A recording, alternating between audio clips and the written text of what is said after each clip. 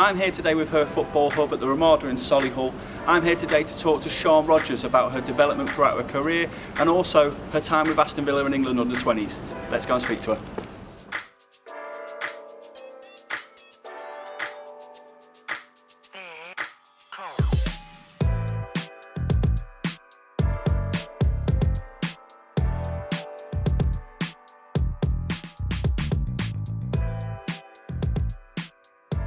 Sian, thank you so much for taking the time out to speak to us today at her football hub. If it's okay with you today, we're going to go through some of your career highlights, career lows, and get to know you as a footballer, if that sounds good to you. Yeah, that's good. Sounds good to me. Perfect. Let's get started then. So, were you always interested in football from a young age? Is it something that was a passion for you? What's your first memory of being involved in football? I've been quite fortunate for me. So I've been playing football since I was 6 years old. Wow. And I think my mum was just telling me stories like I'd just be kicking anything around the house, whether it was a pillow or a cushion, anything. Like a tennis ball around the house. I can't tell you how many times she used to tell me to stop kicking stuff around the house because I'd like nearly break something. So I'd say yeah, definitely it's something that's interested me, but something I probably didn't take too much interest in until I got probably a little bit older. As I said, I started playing at 6 years old, and I don't think you quite realise, in terms of, especially when I started, like things moving forward, that you could have a possibility of a career in football. Yeah, especially for women, it wasn't really a choice back then, was it? Like, definitely, and I think for me it was like I still play now because I enjoy it, and I think that's the main thing is you've got to enjoy what you do. Because obviously 100%. It's like you're only doing it for a short time, and if you don't enjoy it, then I always say to people, if you're not enjoying it anymore, just leave it. Yeah, it's one of those where you have to sacrifice quite a lot. But for me, I've always enjoyed playing. What was the first moment where you felt like a part of the footballing world? So did you join like a girls' team, or were you part of a lads' team? Well, I was quite fortunate. My first team was a girls' team. Oh wow! It was one of the first probably girls' teams to get started around in my area. Who was that? It was a team called Goalkeeper at the time. And me and my cousin at school, we used to just be playing football, and it was literally just us two girls playing with the rest of the boys. Yeah. So we just stood out like a sore thumb, really. And then a teacher just spotted us and was like, "Oh, you're good." Yeah, you're good. Like, there's a girls' team starting up. Are you two interested? And we're like, girls playing football. And we was just like, oh, yeah. Yeah. Obviously, you've been through youth ranks at different clubs. What was your first experience of like really being associated with a big club? I'd say there's been two parts to that. I'd say when I was first starting, obviously I started, as I said, when I was 6. Yeah. But when I got to 7, 8, I got scouted to play for Wolves. Oh wow! I think that for me, like that's the team I support. Like my dad supports it. Like most of my family support them. Like a team that I've supported since I was a child. They've come in for me. I think for me that switched something on in my head. Like, okay, this is quite big. And for that, I was at Wolves from under 10s to under 14s. Sounds like you spent a lot of period of your childhood there as well. Yeah. So it must have been part of you growing up. Like you must really have a lot of identity in that room. It was quite hard when I had to leave, because I had to make the decision at the time, because at that time it was going through a transition of where teams were getting licenses to be, well, as it's called now, an RTC. But before it was a Centre of Excellence. And Wolves unfortunately lost theirs, and I was like I was on holiday when I heard the news. Oh no! And I literally broke down. I was like, Mum, I can't believe this. Where am I going to go? I don't know what to do. I've only known Wolves for all my life. Yeah. So she rang our centre director at the time, and she was like, she's really stuck. What does she do? So that's when she got in contact with Birmingham. Yeah. And I spoke to them about it, and they were really happy to get me on board. Nice. So I've made the move then to Birmingham, which is like quite controversial, but yeah. Across the city transfer, And then first transfer. I was there from under 15s up until I played for the reserve, so about 17. Yeah. And then I got asked to go down and play for Arsenal. Yeah. Which at the time I just incredible experience. It was one of them, like, people saying, "Why are you going?" And I was like, I can't say no to this opportunity. Like, a team that's been so dominant in the women's game. So I was like, I'm just going to take it. And my mum was like a bit nervous for me to take it, because obviously moving away from home and stuff like that. But I learned to grow up quite quickly with it, like learning to cook yourself, like wash your own clothes and stuff like that. Got your independence there a bit. Yeah, I think that kind of helped me grow up a little bit. And then obviously after my time at Arsenal, I got asked to come to to Villa to play like the first team football, because I was training full time at Arsenal, but just wasn't getting the games in the first team, which is like understandable. But I felt like I'd got to a point there in my career where I needed to be playing first team football. Obviously, when you come into a team like with the level that Aston Villa is, like, it's quite a well-known club. Obviously, it was. I'm not gonna lie, I was nervous as anything, because it was my at the time it was obviously my championship debut as well. Yeah, of course. So I was obviously nervous, but I was also excited, because I was just like, okay, this is my opportunity now. Yeah. And like, I had probably one of the best games I could have ever had, but we lost 1-0. No. Like, I saved the penalty and everything, but the girl taps in the rebound, and I'm just like, it's just not my day. And I enjoyed it there. Like, I think I was nervous to start with, but as soon as the ball got in my hands, I was like, okay, I'm fine now. I can carry on. You know what you're doing. Yeah, well, I hope so. Yeah. Then obviously coming with that, I've had to get a job and stuff like that, and then it's just now like trying to balance your work with your football. Yeah, that's part of the women's game, sadly, isn't it? Still, it's slowly phasing out, and it's something that the sport's getting better at. But how are you coping with that challenge of balancing the career you love and the career that gets you by?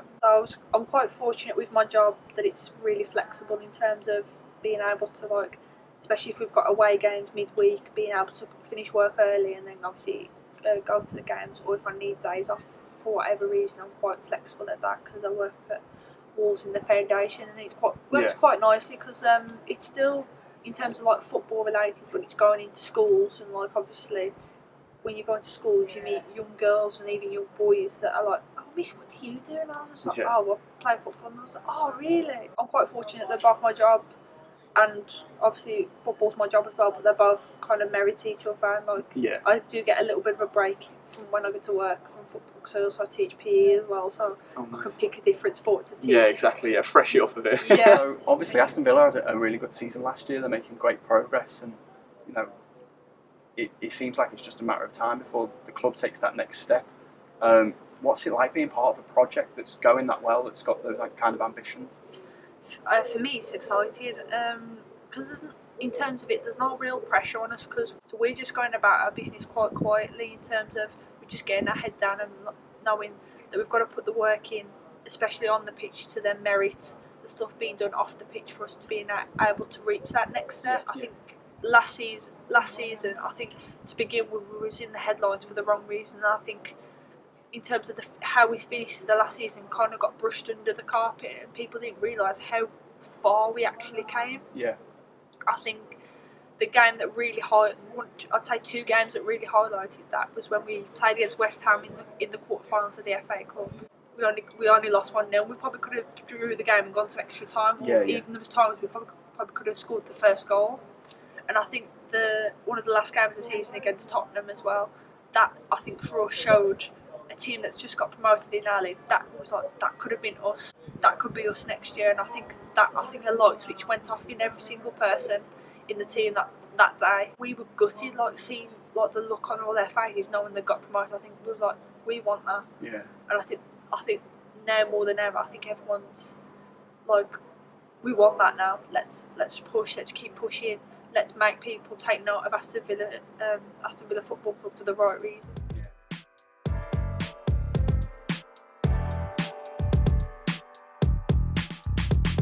So who's helped you get to this level in your career? Obviously, you're at a high level. You must have made some sacrifices along the way.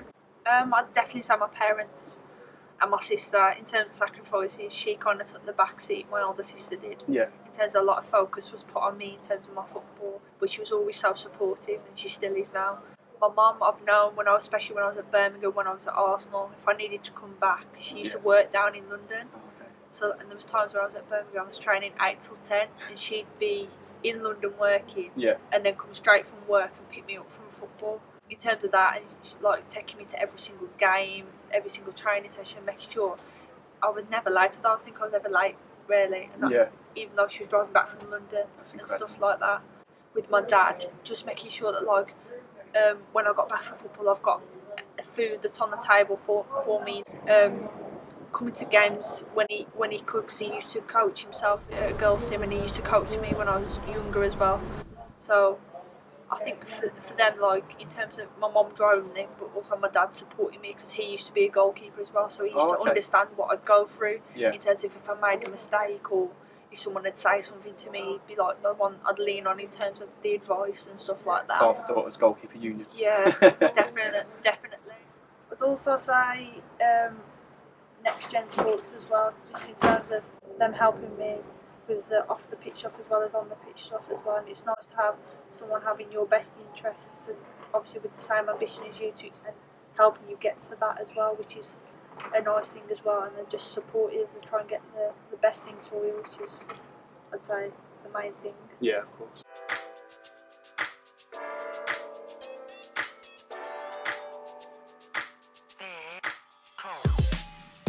So Sean, what's it like being involved in the England age groups? Obviously the Lionesses have just had the campaign they have, that must be inspiring the whole nation, but you're part of that setup yourself in the underages. What's that been like?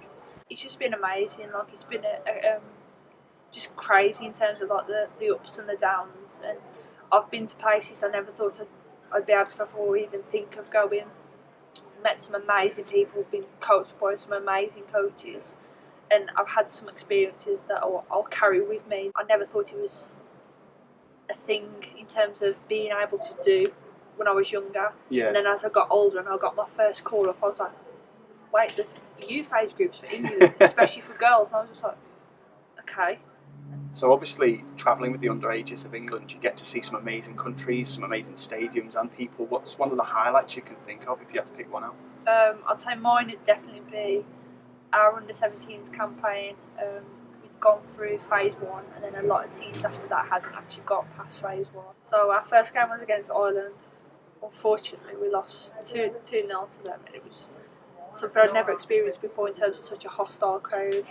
Like our last game was against the Netherlands. It's like one of the tougher people in our group. Yeah, of course. We needed either Ireland to draw or to lose. Yeah.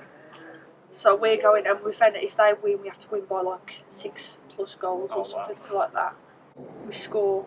We're like, okay, we can do this. Yeah. So it gets to, I think we beat them 4-0.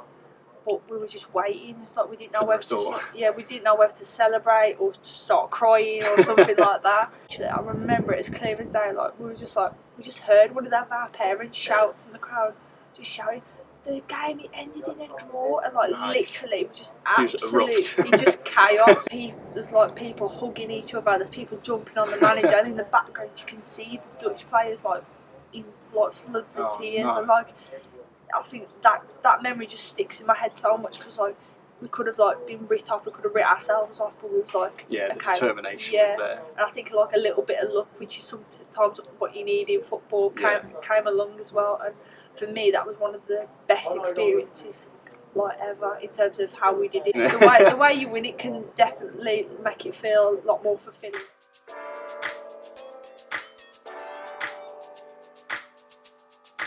So Sean, you had a fantastic campaign last year, but just at the end of the season you suffered a really untimely injury, which meant obviously you lost your place in the under-20s England squad to go to the World Cup in France. That must have been horrible to deal with. How did you cope with it as an athlete? I'd say it was really tough, to be fair. There was a point where I thought, yes, I'm going to come back. I was only out for, I think it was 2, maybe 3 weeks. Yeah. And then literally, just in a game, just kicked the ball and it just went again. And I was thinking in my head, that's it, I think. And then I was thinking in my head, okay, maybe I was being a bit dramatic in terms of that was it. But I was like, okay, there's a possible chance I could get back in time. Yeah.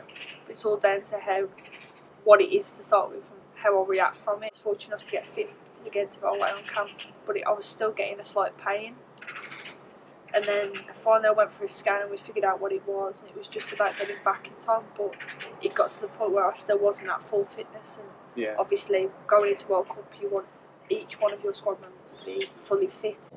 I'd say the hardest part was watching it. Obviously it was amazing to see the girls get a bronze medal, and I was proud of each and every one of them because I know the hard work and what we put into trying to get that. But it was so hard to watch because I was like, if I'd have been fit, that could have been me helping the team. But I think for me, it's just been something that I've put in as an experience. Now I know my body, what it needs time for a rest, what it needs to do more, and I have a lot more respect there. Footballers forget that you are a person, you are allowed to feel pain, you're allowed to be injured. Yeah. As I said, football's not a long career, Yeah. so you don't want to spend most of that time out injured. And I think if you look after yourself and respect yourself in terms of your body and stuff like that, then I think you'll be better off for it. Yeah, completely agree. So now you've had that experience and you're building on that campaign, what's the future? What's the next chapter hold for yourself? I think for me it's continue playing well for Aston Villa. Yeah. I felt like I had a really strong campaign last season. Yeah. I don't think the form I had last season I'd have had if it wasn't for the staff that we brought in and the players that we have. Yeah. In terms of them pushing me as well. And I think for me, it's, as I said, just keep performing for Villa, and if it comes for England, then it comes. Like, if it happens, it happens. If it doesn't, it doesn't. It's one of those things, and I think some people forget that with football. It's a lot down to opinion, it's a lot down to form and stuff like that. Exactly. So it's one of those, like, you can't control if you're picked or not. What you can control is, one, how hard you work, your form, in terms of your attitude and your application to what you're doing, in terms of your training and your playing. You can control that. What you can't control is whether you get picked or not. That's all down to someone's one opinion and sometimes experience as well. Exactly. Well, it's been absolutely fantastic to get an insight into the life and career of yourself. It's a testament to yourself, how far you've come, and obviously the things you've overcome as well. So it's been an absolute pleasure talking to you here at Her Football Hub. Thank you so much for your time. No worries, thank you. Thank you.